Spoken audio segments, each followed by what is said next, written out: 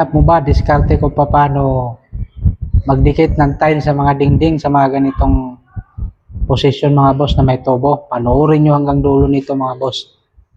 Kasi makakuha kayo ng technique dito kung paano butasan yung isang tiles. Nakita nyo naman yun, sinukat-sukat lang at ginamitan ng eskwala.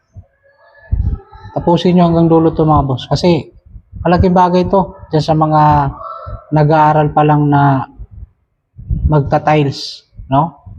Tamang-tama to sa'yo, boss. Tapusin mo. Malaking tulong to sa'yo. Diyan sa mga tile sitter na talaga, na mga batikan na, pwede nyo nang skip ang video na ito.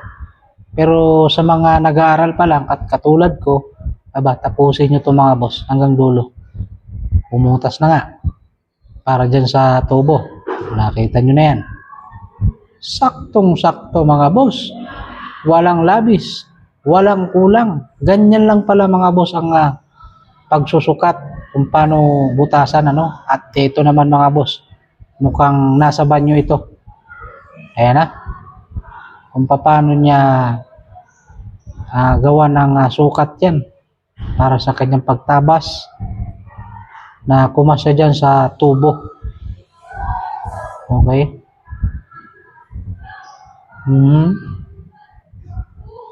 Buhit uli. Nakuha nyo ba boss?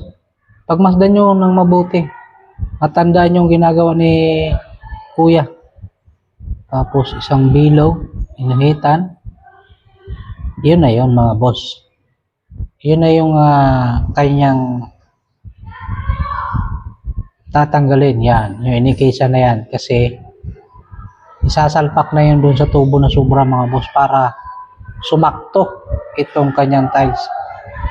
Grinder lang din yung pamutol nyo. Ganyan lang, dahan-dahan. Kasi kung minsan mga boss, kung bibiglay nyo ay natitipak yung tiles, ay nasasayang. Pwede pala yung grinder sa ganitong pagtabas. Master na to mga boss. Magaling na to na tile sitter. Kasi imagine yung mga boss, no? Yung pagtabas mo lang ng direkta, nakatayo yung blade, mahirap na. Pero sa kanya ito, nakita nyo naman. Ganyan lang kasimple. Nakakuha na tayo mga boss ng idea. So sa mga nandito pa sa video nito, maraming salamat sa inyong panonood mga boss. Sana nakakuha kayo ng technique. Salamat. Sakto.